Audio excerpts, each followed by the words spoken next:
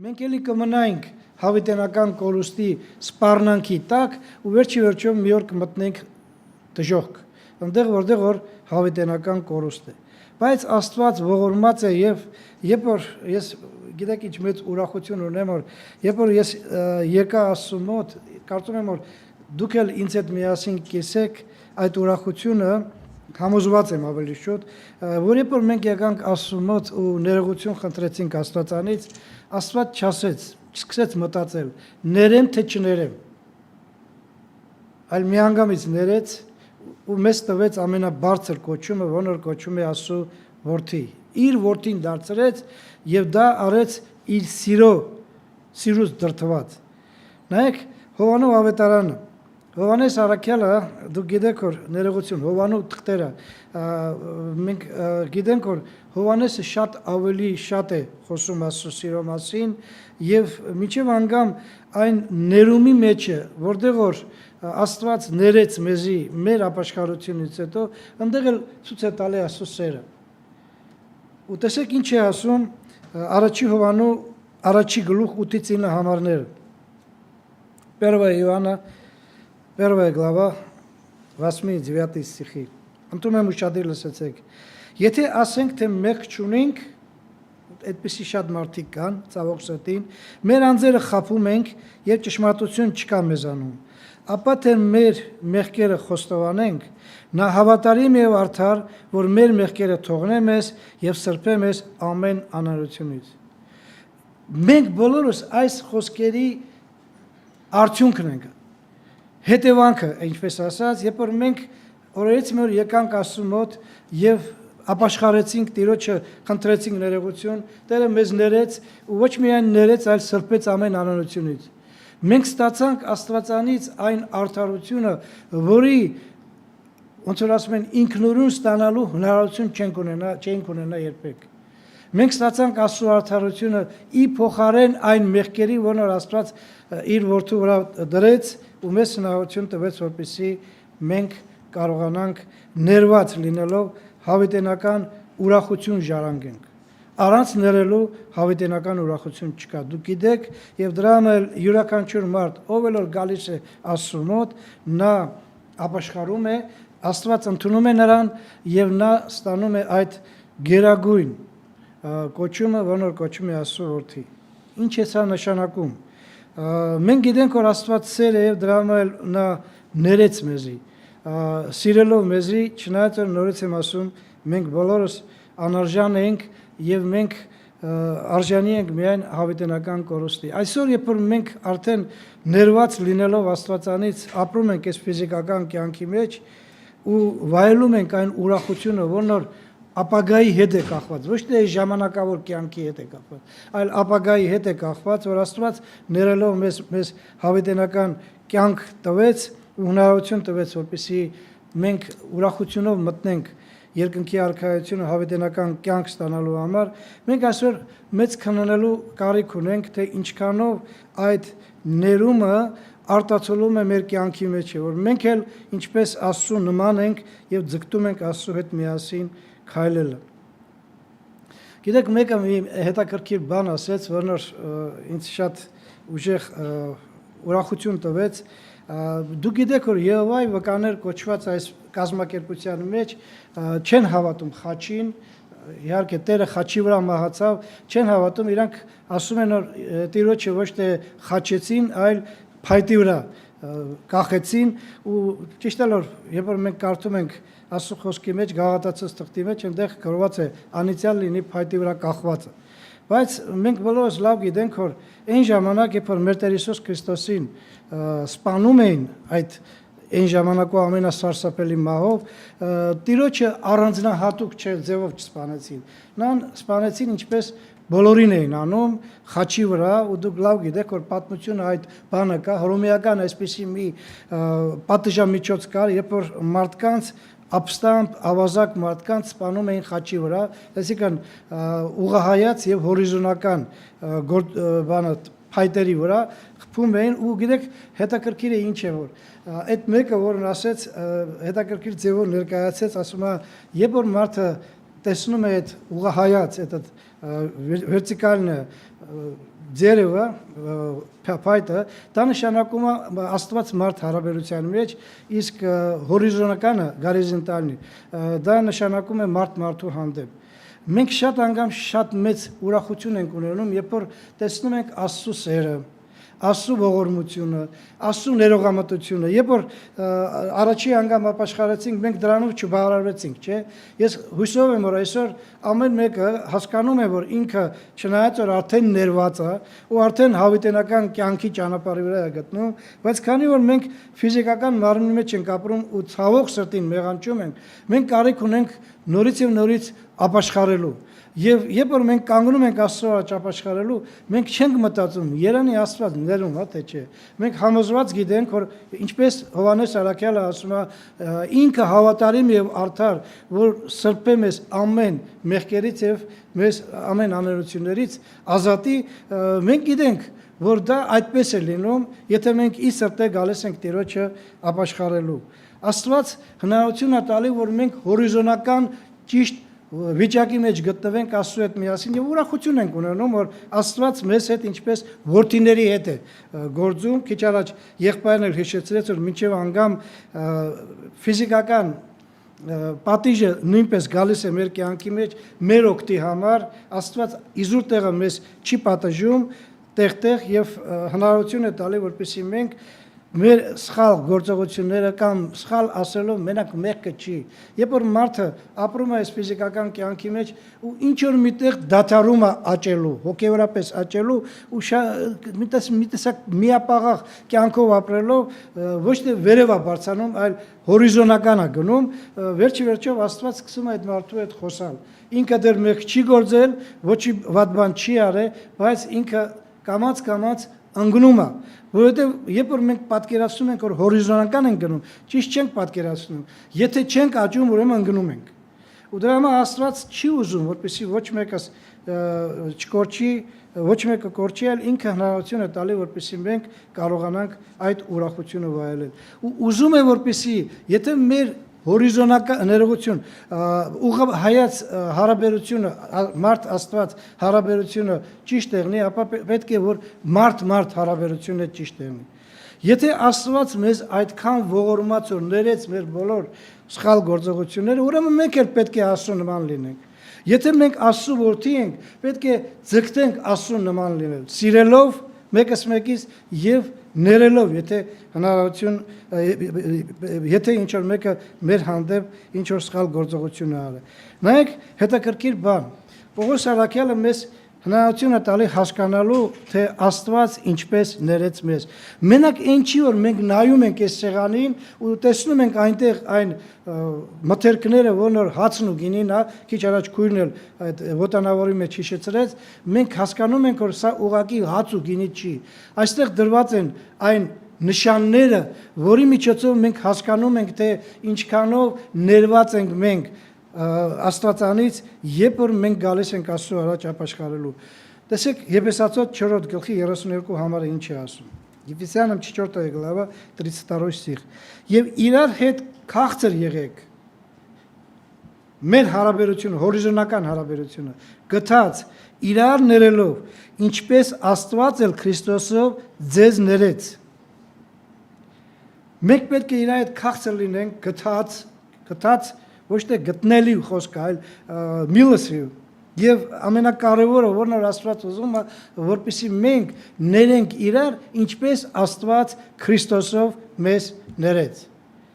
Ինչպես ներեց Աստված Քրիստոսով, մի երկու տեղ եմ ուզում կարդալ, որպեսզի մեզ համար մտածելու բան տա, որովհետև գիտեք,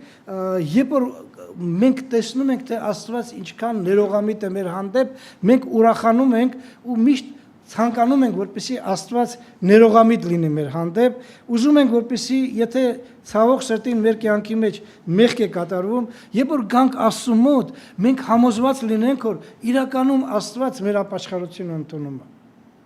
Բայց երբ որ մարդ հարաբերության մեջ է, շատ դժվար է, սիրելի քույր եղբայրներ, ոչ թող չասի, որ ընեց հեշտ է ներելը, որ ես այ ուղղակի ոնց որ ոչ մի բան հասարակ այն էцև է, հասարակ ներում եմ ու ոչ մի բան չկա իմ կյանքի մեջ։ Տեն չի եղնում։ Շատ անգամ երբ որ մարդը ապաշխարելով դառնում է Աստծո զավակ, իր մեջ շարունակում է մնալ այն էգոիզմը, ինքնասիրությունը, եթե մենք հայկական ասենք, որն շատ անգամ կպչում է այդ ինքնասիրության վրա ու մարդու ինքնասիրությունը այնքան բարակ լարի նման է, որ կպչում է, ոնց որ աչքի բիբինոր կպչում են, ոնց է, չէ, ցավ պատճառում, այնպես շատ անգամ ցավում է ու մենք դժվարանում ենք այդ կպչողին Աստծո նման ներել։ Բայց տեսեք, Աստված ինչպես է ներել, ես հին ուխտից մի երկու տեղ կարդամ, որպեսզի մենք կարողանանք մտածենք։ Եսայա 43:25, Եսայա 43 глава 25 стих։ Ես եմ, որ ջնջում եմ քո հանցանքները իմ պատճառով եւ քո մեղքերը չեմ հիշում։ Շատ կարևոր է, գիտեք, այս խոսքը, որ Աստված ոչ թե ուղղակի ներում է մեզի, այլ մեր անցյալում կատարած մեղքերը չի հիշում։ Այսի մարդկային ամենաթույլ բանն է, երբ որ մարդը ինչ որ մեկին ներում է, հետո ժամանակ է անցնում, մի անգամ էլ, երբ որ այդ մեկը այդ մարդու հանդեպ մեղանչում է, ինքը հիշեցնում է։ Հիշում ես, այդ ոնց որ պաստայանի նույն վիճակի մեջ ես գտնվում։ Այդ Աստված ասում է, ես չեմ հիշում։ Երկրորդ տեղը Երեմիա 31:34, դուք գիտեք Երեմիա 31-ի մեջ 31-ից 34 համարում գրված է նոր ուխտի մասին, հրեաներին է ասում, Իսրայել ժողովրդին, որ ես նոր ուխտ պետք է դնեմ, ու այնտեղ մի կարևոր բան կա, որն որ 34 համարում գրված է։ Ուրեմն Երեմիա 31 глава 34 стих։ Եվ այլևս մեկ մարդ իր ընկերին եւ մեկ մարդ իր եղբորը պիտի չասովորեցնե, ասելով թե ճանաչեցեք Տիրոջը, որովհետև նրանք ամենքը պիտի ճանաչեն ինձ, նրանց փոքրերից մինչև նրանց մեծերը, ասում է Տերը, որովհետև ես պիտի ներեմ նրանց անօրությունը եւ նրանց մեղքերը այլևս պիտի չհիշեմ։ Երբ որ չհիշել բառը ասում է, սա հիվանդության նշան չի, գիտեք, դուք գիտեք այսօր այսպիսի մի հիվանդություն կա, սկլերոզ, որտեղ որ մարդը իր անցյալում կատարած գործողությունների մասին չի հիշում։ Աստված սկլերոզ չունի։ Նա չի մոռանում ոչ մի բան, բայց ինքը ուզում է որպեսզի հասկացնի մեզի, որ երբ որ մենք գալիս ենք ապաշխարում ենք, ինչպես Հովհաննես Առաքյալը ասեց, ասում է, ես մեղքերը կթողնեմ ձեր, կսրբեմ ամեն անօրությունից։ Սրբել նշանակում է ընդեղ կեղծ չկա։ Ու եթե կեղծ չկա, ինչպես կարող ենք մենք նորից վերադառնալ այն սրբվածի վրա, որտեղ որ արդեն կեղծ չկա։ Այս Աստված ուզում է զգացնել տա մեզի, որպեսզի մենք կարողանանք հասկանանք, որ մեր կյանքի մեջ, երբ որ մենք ուզում ենք Աստծո նման ներողամիտ եղնենք մեկս մեկիս հանդեպ, չհիշելու պայմանով պետք է լինի։ Աստված այդպես է գալի։ Ներում է մեզի չհիշելու պայմանով։ Ու ես կարծում եմ, որ մեր կյանքի մեջ ոչ մի անգամ, ոչ մի դեպքում Աստված մեզ երեսով չի տվել։ Այս քեզ ներեցի, դու կարծես թե սրբվեցիր, բայց այլ նույն ցեխի մեջ ես ընկնում ու ինչքան է եղնում, չէ՞ որ մենք ոչ թե տարբեր մեղքեր ենք անում, այլ մի մեղքի մեջ շատ անգամ ընկնում ենք։ Բայց Աստված սրբում է, ոչ մի անգամ մեզ չի հիշեցնում ու չի ասում, որ ինչքան կարելի է։ Գիտեք, ճշմարիտ քրիստոնյան ուղղակի հավատացյալից ինչով է տարբերում։ Նա ձգտում է նմանվել Աստծուն։ Մենք չենք ասում, որ մենք արդեն նման ենք Աստծուն, այն աշճանի, որ մենք համարյա Աստծուն հավասար ենք դարել, չէ, մենք էլի սովորում ենք, շատ բաներ կա սովորելու մեր կյանքի մեջ, այդ սիրո մասին, որ մենք ասում ենք, որ ամենադժվար հատկությունն է մարդու հանդեպ հարաբերության մեջ, դրան սովորելը պետք ու այդ սովորելը ոչ թե մեզի միայն բավական է այս կյանքով, ելի եմ հիշեցնում, հավիտենականության մեջ, որն որ պետք է տեղափոխվի սերը, ամեն ինչ կվերջանա, սերը կմնա, մենք հավիտենականության մեջ պետք է շարունակենք սովորել, ինչպես պետք է սիրենք մեկս մեկից ու ինչպես պետք է սիրենք Աստծուն, բայց սիրելու մեջ կա կարևոր մի հատկություն, եթե սիրում ես, ուրեմն ներում ես։ Աստված ինքը ցույց տվեց մեր կյանքի մեջ, որ ինքը ոչ միայն մեզ համար մեռավ, այլ մեզ մեր կատարած մեղքերի համար եւ մեզ հնարավորություն տվեց որ մենք սրբված մաքրված ապրենք այս ֆիզիկական կյանքի մեջ երկու տեսակի ներելու վիճակ կա այսինքն շաբթի օրը խոսացի դրա մասին մի փոքր խոսացի բայց ուզում եմ որպեսզի մենք բոլորս էլ գիտենանք կա ներել օրենքով եւ կա ներել սիրով Հիմա շատ անգամ մարդը կարող է հարցնել ինչ կապ ունի ինչ ձևով ես դու ներում կարևորը որ ներես չէ ճիշտ չի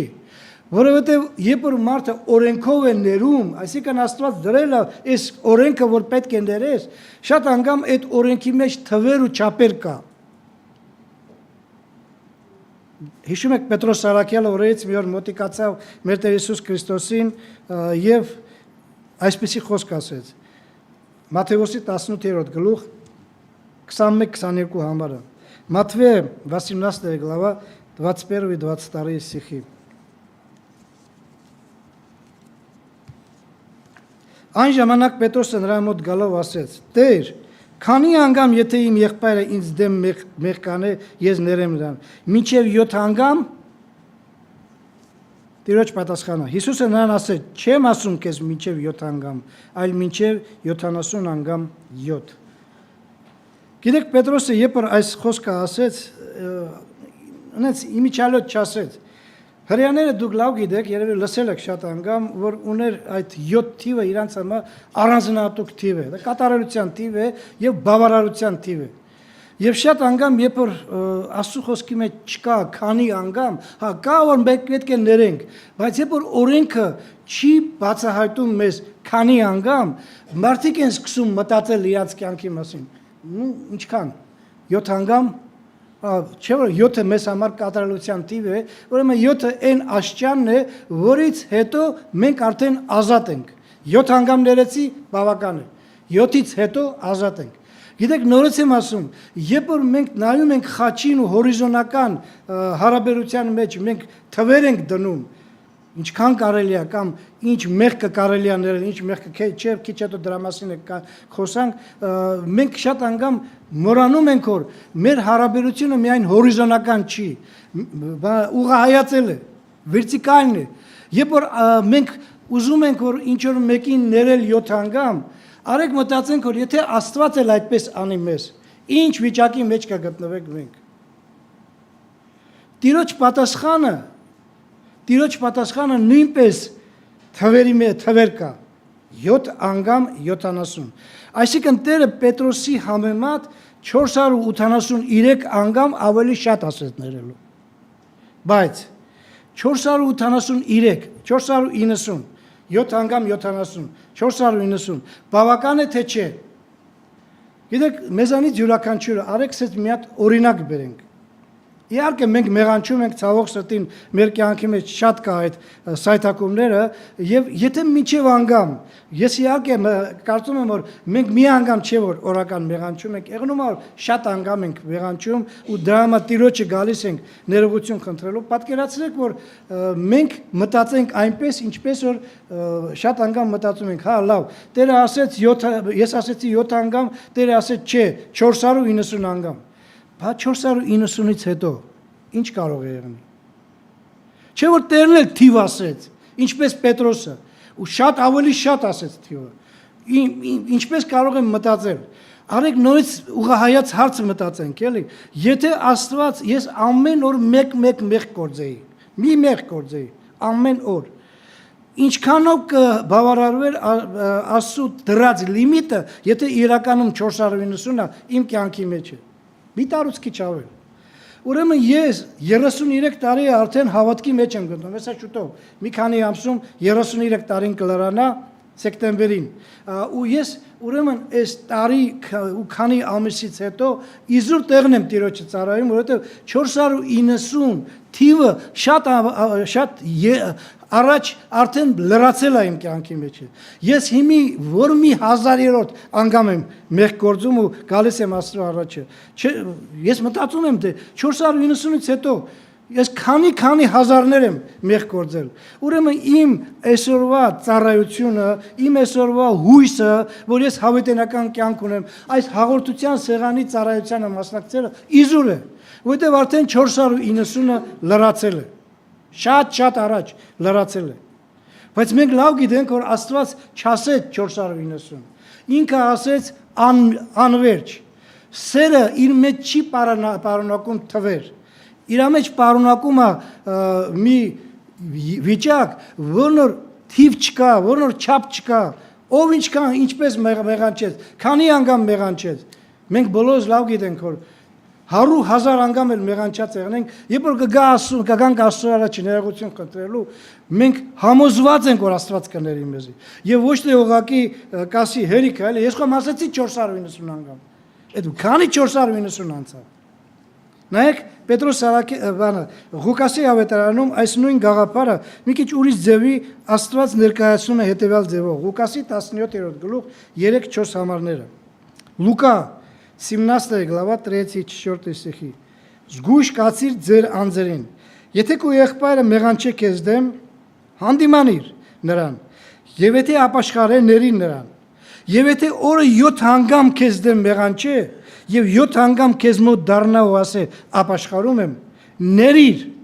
նրան։ Բայց ներիր առանց հիշելու պայմանին։ Սա շատ կարևոր է, նորից եմ ասում, երբ որ մենք ներում էինք ժամանակին, մենք անհավատ ժամանակ էինք մարդկանց ներում։ Շատ անգամ երբ որ մարդիկ գալիս էին, ասում էին, կներես էլի, որ այսպես բան արեցի, մենք ասում ենք ներված ես։ Բայց գիտեք, այդ ներողամտությունը մեր մեջ Աստծո նման չէր։ Մենք այդ ներողամտությունը դնում ենք մի կողքը ու մտածում ենք, այ կգա ժամանակ, երբ որ այս մարդը էլի ինչ որ մի բան կանի, կբերեմ կդնեմ առաջ ու կասեմ, ինչքան կարելի է։ Տերը հասկացնում է մեզի, որ 7 անգամ պատկերացեք օրական, տարին քանի է, մի չեմ ուզում որ բազմապատկության դաս անեմ ձեզի, ինչքան անգամ պետք է ներենք մենք, որպեսզի մենք կարողանանք հասկանանք, որ ներված լինելով մենք պարտավոր ենք Աստծո ձևով ներելու։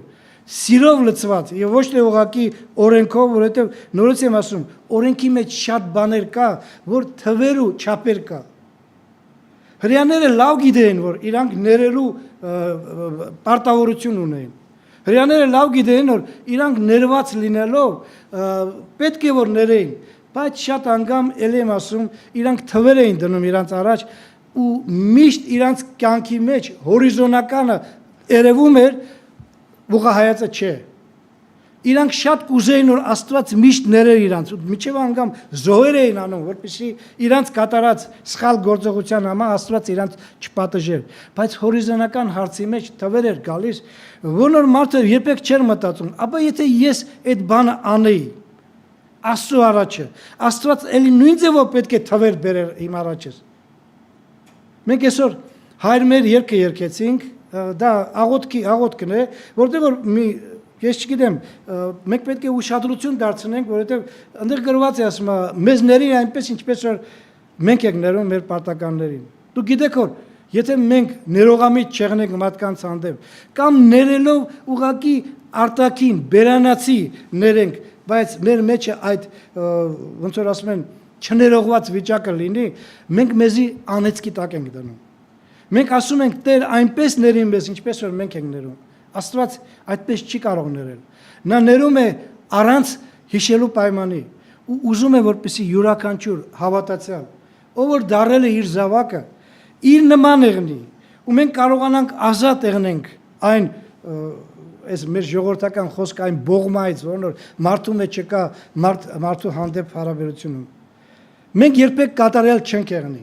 Քանի դեռ ես ֆիզիկական մարմնի մեջ ենք, ինչքան էլ մենք հավատքի մեջ աճի ենք, միևնույն է սխալներ պետք է գործենք։ Մեկս մեկիս հանդեպ, մենակ Աստծո հանդեպ չէ, իհարկե ամենաառաջինը ով էլ որ մեղք կա գործում, թեկուզ ուրիշի հանդեպ, մեղք կա գործում Աստծո հանդեպ։ Դավիթի Սաղմոսը, մենք շատ ենք սիրում Դավիթի Սաղմոսները կարդալ եւ ասել որ Դավիթը ինչքանով հզոր անձնավորություն էր, որ ինքը թագավոր լինելով ու այդքան իշխանություն ունենալով միևնույն է խոնար մարդ էր։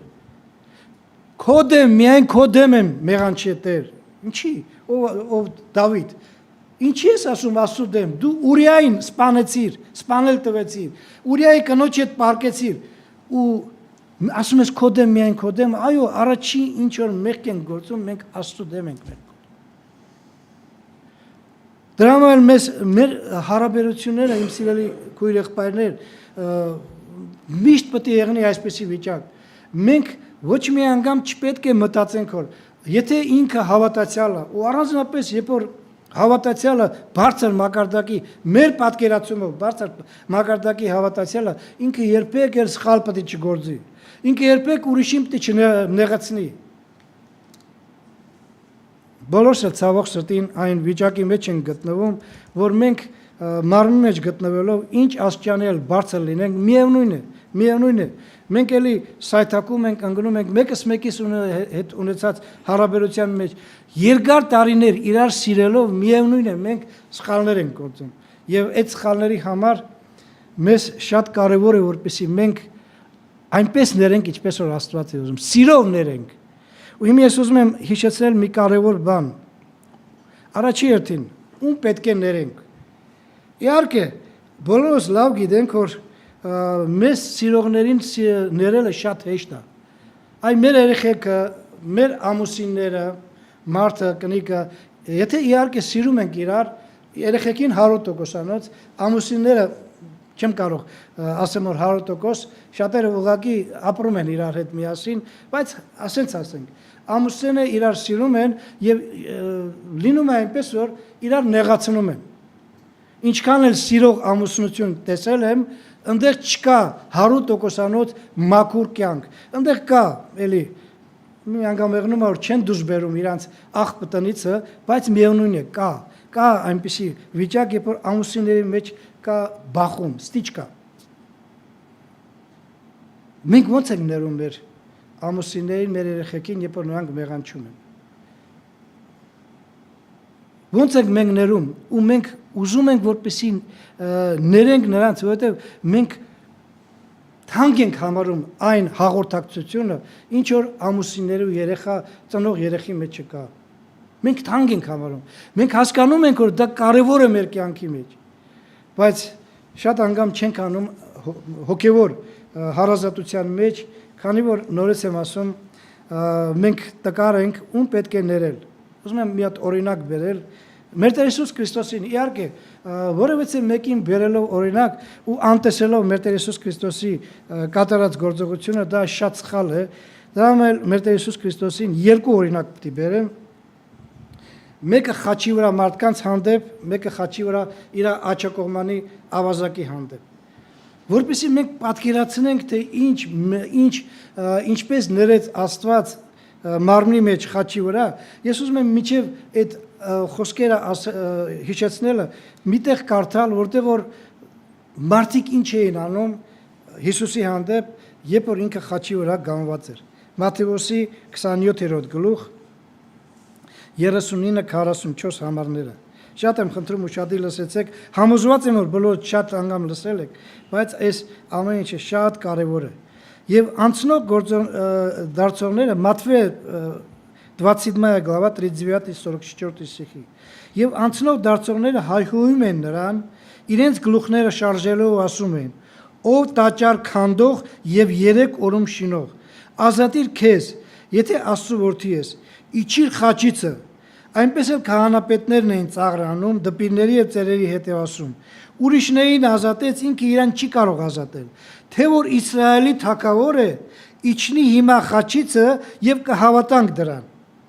Աստծուն հուսացավ, հիմա թող նա փրկե դրան, այսինքն Աստված։ Եթե ուզում է դրան, որտեղ ասեց թե Աստծո որդի եմ։ Ու 44 համարը ուշադիր լսեցեք, միևնույն էլ ավազակները, մի ավազակը չէ, երկու ավազակներն են, որ նրա հետ խաչված էին, նախատում էին նրան։ Հետաքրքիր է, դուք մոտավորապես պատկերացրեք այս պատկերը, որովհետև շատ անգամ պատկերացված պատկերը ավելի ուժեղ ազդեցություն ունի, քան թե կարդացածը։ Երբ որ մարդուն խաչում են, նրան մի քիչ ավելի բարձր վիճակի մեջ են գտնում։ Այսինքն ինքը վերևից է նայում մարդկանց ու տեսնում է մարդկանց գործողությունը, ու ոչ թե մենակ առաջի շարքերի մարդկանց գործողությունը, այլ իրան երևում է նաև հեռու գտնվող մարդիկ։ Ու պատկերացրեք Հիսուս Քրիստոսը խաչված տանջանքի վիճակի մեջ։ Ինքը խոմ գիտա ինչի համար է մեռնում։ Բայց ինքը նայում է այն մարդկանց ու տեսնում է, թե ինչպես այդ մարդիկ փոխանակ շնորհակալություն հայտնեն, նրան հայհոյում են ու նախատում են։ Գիտեք, հետաքրքիր է, ես համոզված կարող եմ ասեմ, ես չգիտեմ ինչի համոզված եմ, որ երբ որ մեր Տեր Հիսուս Քրիստոսը տեսնում էր մարդկանց, տեսնում էր, թե ինչպես կային մարդիկ, ովքեր որ ժամանակին խոսալ չէին կարող, համր էին, բայց ինքը բժշկեց նրան ու ինքը փոխանակ այդ խոսալու ժամանակ, ինքը փառավորեր Աստծուն, Հիսուսին հայհոյում էր։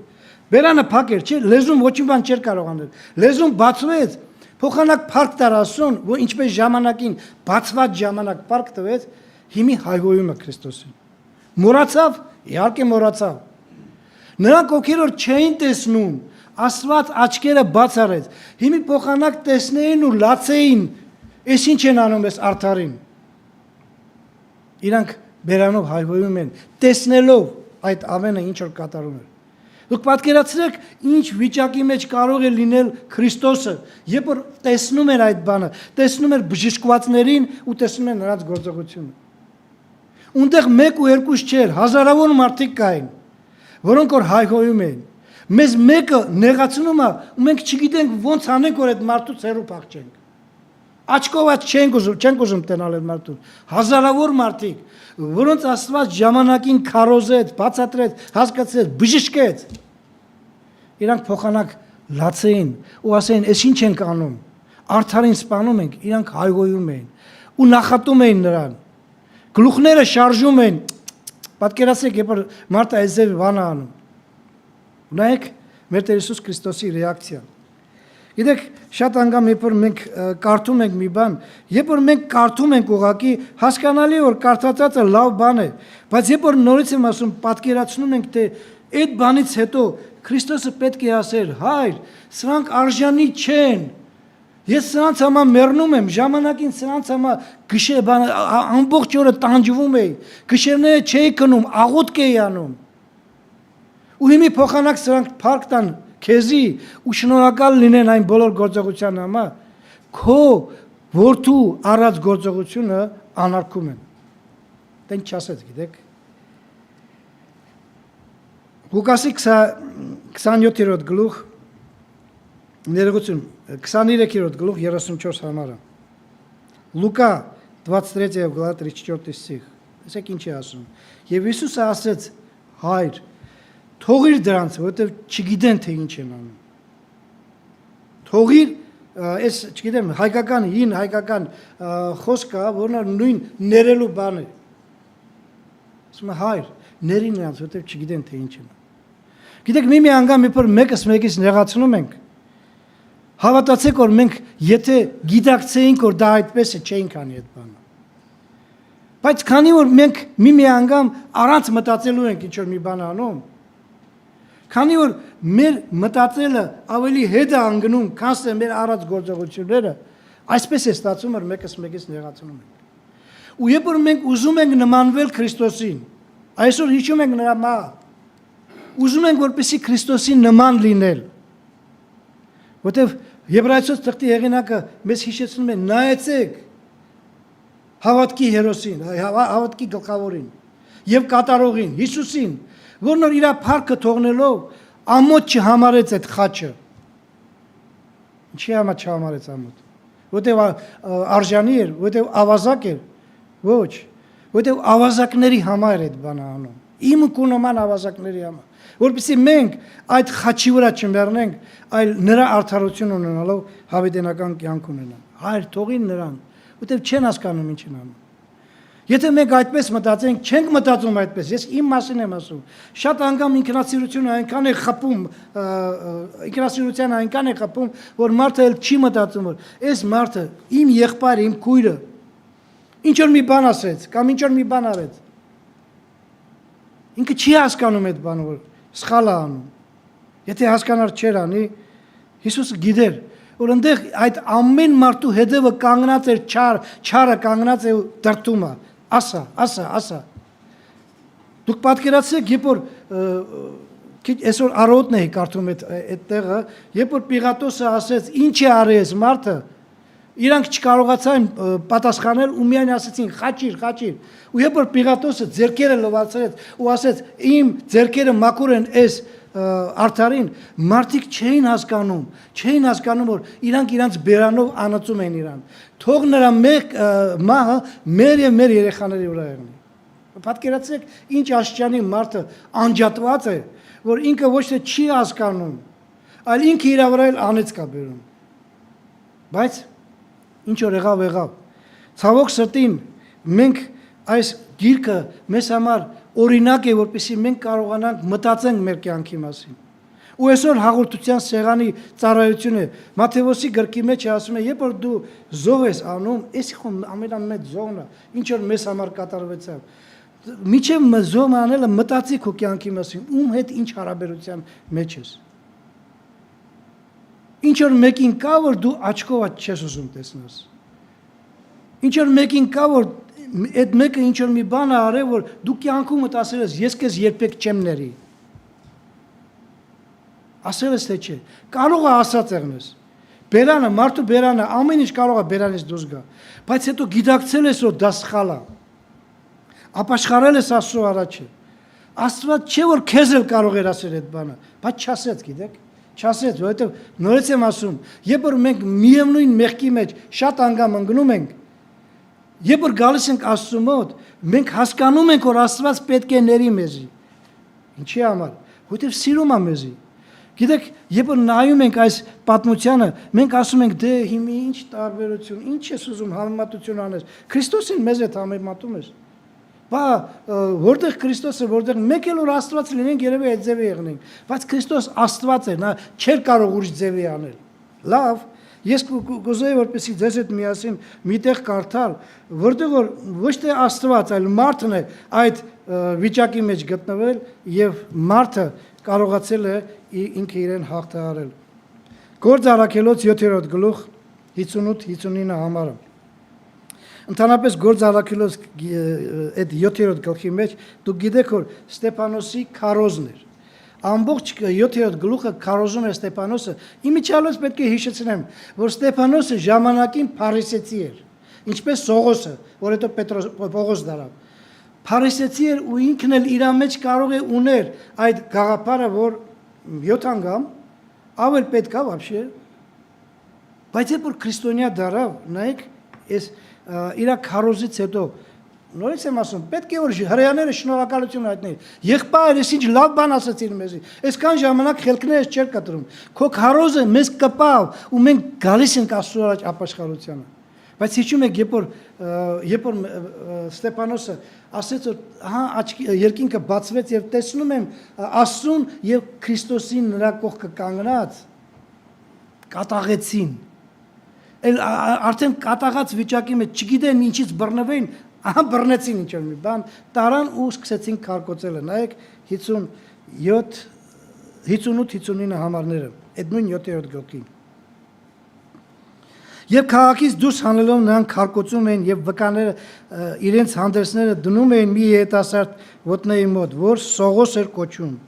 Եվ քարկոծում էին Ստեփանոսին, որ կանչում էր եւ ասում. Տեր Հիսուս, ընդունիր իմ հոգին, եւ ծունկ դրավ եւ բարձր ձայնով հաղակեց. Տեր, այդ մեղքը մի համարի դրանց։ Եվ այս ասելով ննջեց, եւ Սողոսը կամակից է նրա սպանողներին։ Ինչ հավատքի ուժ, որ միջև անգամ մեռնելով, երբ որ տեսնում էր, որ ինքը անարժան ձևով է մեռնում, իրանք քարկոծում են ոչ թե դրա համար, որ ինքը հանցագործություն էր արել, այլ որպեսզի հասկացներ այդ մարդկանց, դու ժողովուրդ, դուք այս վիճակի մեջ դուք չեք կարող երկինք մտնել։ Խփում են ու ինքը մեռնելով ասեց. Այս մեղքը ինչ որ հիմա անում են իմ հանդեպ, մի համարին։ Ու դուք համոզված գիտեցեք, որ այն մարդիկ, ովքեր որ քարկոծեցին Ստեփանոսին, Աստված այդ մեղքը նրանց ներեց։ Ստեփանոսի խոսքի համեմատ։ Հիմա նայեք երկրորդ կարևոր բանը։ Բանը Քրիստոս ամբողջ հարաբերության մեջ։ Երկրորդը, երբ որ Քրիստոսը ավազակի հետ էր հարաբերություն ունենում։ Մենք քիչ առաջ կարդացինք, ես մի անգամ եմ ուզում կարդալ Մատթեոսի 27-րդ գլխի 44 համարը։ Մատվեյ 27 глава 44 стих։ Միևնույն էլ ավազակները, որ նրա հետ խաչված էին, նախատում էին նրան։ Ասեք չի գրած ավազակը, ավազակները, երկուսն էլ։ Նայեք հետաքրքիր բան։ Սկզբից երկու ավազակներն էլ ինչպես բոլոր ամբողը Հիսուսին հայհոյումը նախատում էին։ Չգիտեմ ինչ եղավ։ Մենք երևի երկնքում կհասկանանք, եթե պետք եղնի մեզի հասկանալու, կարծում եմ դրա համար ոչ էլ պետք եղնի հասկանալու, բայց եթե հետաքրքրասեր ենք, երկնքում մենք կհասկանանք, թե ինչի այդ ավազակը սկզբից նախատում էր Քրիստոսին։ Ու հետո շուռ եկավ մի ամիտեղ։ Շուռ եկավ ու Տիրոջը խնդրեց մի կարևոր բան, հանդիմանելով այն մյուս ավազակին։ Հերիք չի այդ մարդուն, այդ արդար մարդուն նախատես։ Նայեք ինչ է ասում Ղուկասի 23-րդ գլխի 39-43 համարները։ Լուկա, այս մենակ Ղուկասն է, մի քանի բաները ասում, գիտեք Ղուկասը դուք գիտեք որ մեր Տեր Հիսուս Քրիստոսին որպես մարդ է ներկայացրել, ունդեղ շատ բաներ կա, որ ինքը մանրակնքիտ բաները ներկայացնում է, հասկացնելով, որ ինչ է ինչից հետո է։ Լուկա 23 глава 39-43 стихի։ Եվ այն կախված չարագործներից մեկը հայհոյում էր նրան, ձախ կողմում որ գտնում է։ Եթե դու ես Քրիստոսը, փրկիր քո անձը մեզ։ Իսկ մյուսը պատասխանեց աջ կողմանին, սաստելով նրան եւ ասեց. Եվ դու չես վախենում Աստվածանից, որ հենց նույն պատժի մեջ ես։ Ու մենք իրավունքով ենք պատժված, որովհետեւ մեր առած գործերի արժանի հատուցում ենք առնում։ Իսկ սա ոչ մի անտեղի բան չգործեց։ Շուռ եկավ։ Դե սկզբից նախատում էր, երևի հայգոյում էր, երևի նամուսի վրա էր կծում, թե Աստված ես արի մեզ էլ քեզ է ազատի, որ մենք էլ որպես ազատվածներ կարողանանք քեզ պաշտելը, չէ։ Շուռ եկավ ու սկսեց խնդրել Տիրոջից։ Այստեղ ոչ մի ներողություն չկա, մենք չենք լսում որ նա ասեց կներես Տեր, որ քիչ առաջ քեզ նախատում էի, չէ։ Ուղղակի ասեց որ եթե կգա ժամանակ կգա որ դուք թակավորությունով գաս հիշիր ինձի ու Տերը ասեց այսօրով է դու ինձ հետ երկնքում կյանես դրախտի մեջ կյանես ինչի ասեց այդ բանը ինքն կարող էր շուռ գարով ասել այ տղա քիչ առաջ ինչ ասեցիր բերանց եկածդ ինչ ասում էր ինձ է նախատում էր հայհոյում էր էդի չեղավ քեզ հետ մի անգամից շուռ եկար ու հիմա էլ ուզում ես որպեսզի ես հիշեմ քեզի երբ որ գամ քո արքայության մեջ չկա այդ ձևի բան։ Տերը կարող էր ասել, բայց չասեց։ Տերը միայն մի բան ուրախություն ունի, գիտեք, երբ որ մարդիկ հասկանում են իրաց մեղքը, գալուց են Տիրոջ մոտ եւ Տիրոջից ներողություն են խնդրում։ Գլխավոր նպատակը ինչի համար Տերը թույլ է տալի մեր կյանքի մեջ այս կամ այն գործողությունը միայն մի նպատակ ունի, որպեսզի մենք չընկնենք հավատքից, որպեսզի մենք աճենք հավատքի մեջ։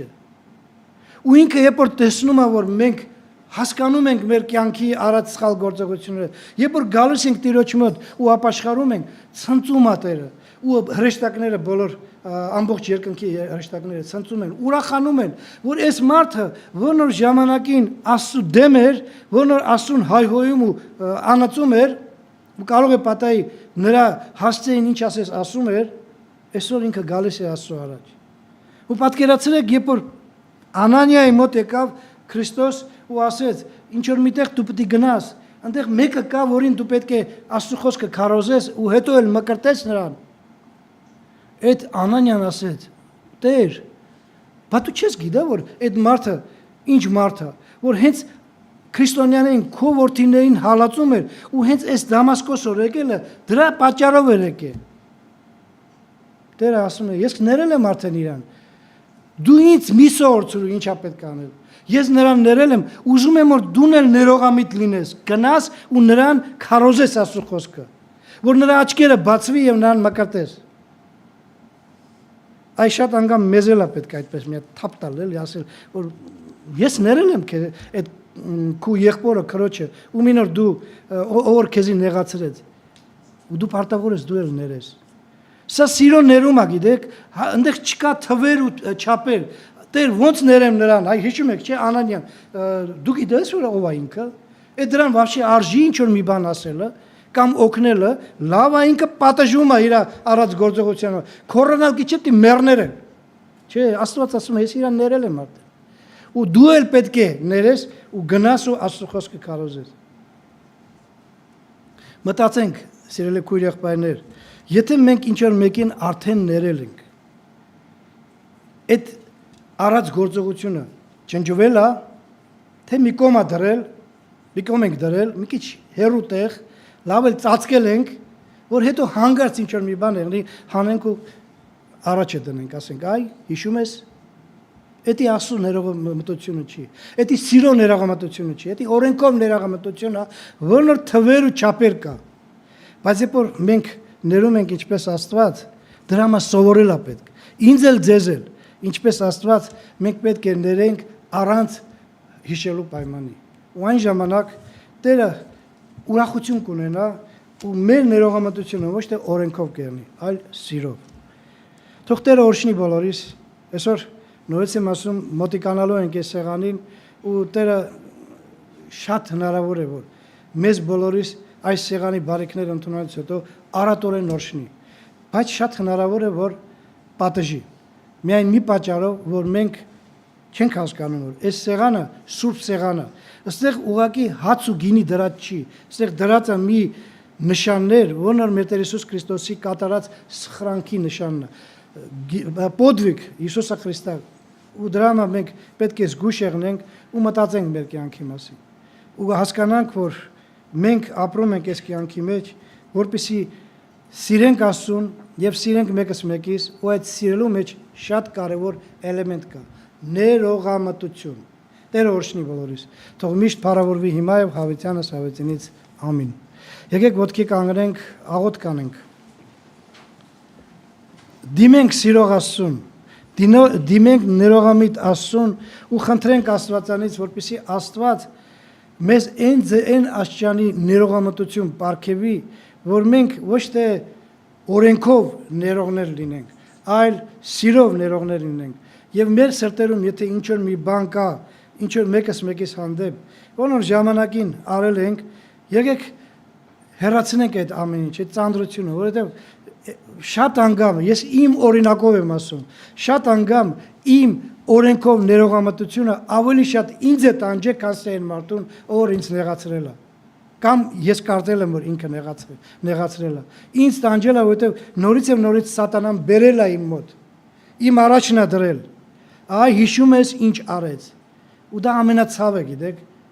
ամենացավը, որովհետև մարդը ինքը իր առած գործողությունով ոչ թե ճիշտ չի ներում, այլ նաև իրան տանջանքի ենթարկում։ Եկեք աղոթք կանենք։ Սիրելի Հայր, շնորհակալ ենք, որ նորից եւ նորից քո ողորմությունը ցույց ես տալի մեր հանդեպ։ Նախ եւ առաջ հիշեցնում ես, Տեր, մեզ ուղակի հիշեցնում ես քո անսահման ներողամտությունը, Տեր, որ դու ոչ միայն մի անգամ ներեցիր մեզի քեզ որդի դարձնելով, առանց հիշելու պայմանի, այլ նաև Տեր ամեն անգամ մեզ հնարավորություն ես տալի, որ երբ որ մենք գալիս ենք ապաշխարությունով քո առաջ, մենք մեր մեջը կասկած չունենք, որ դու ներում ես մեզի ու մեզ սրբում ես ամեն անօրություններից։ Սիրելի Հայր, օգնի որ մենք էլ այդպեսին լինենք։ Օգնի որ մեր ներողամտությունը, մեր ներելը չլինի այնպես, ինչպես որ շատ անգամ լինում է մարդկանց մոտ, երբ որ մարդը ներում է բերանով, բայց սրտով դերելի շարունակում է մնալ աններողամիտ վիճակի մեջ։ Մեր սրտերը մաքրի սրբի Տեր, մեր ամեն արած մեր հանդեպ արած գործողությունների հանդեպ, երբ որ գալիս է եղբայրը կամ քույրը ներողություն է խնդրում մեզի, մենք օգնի որ մենք կարողանանք ճիշտ ներողամտություն ունենալ Տեր, սիրով ներողամտություն, որտեղ որ ոչ միայն բերանն է գործում, լեզուն է գործում, այլ նաև սիրտը, միջի վիճակը Տեր, խնդրում աղաչում ենք օգնի առաջնորդի ու հիմա էլ մեզ պատրաստի, որպեսզի մենք կարողանանք այս սեղանին մոտիկանալով քո աստվածային օրհնությունը ստանալ եւ ոչ թե դատապարտություն։ Ամենակարող Հայր, այս ամենը խնդրում ենք քեզանից, մեր Տեր Հիսուս Քրիստոսի անունով։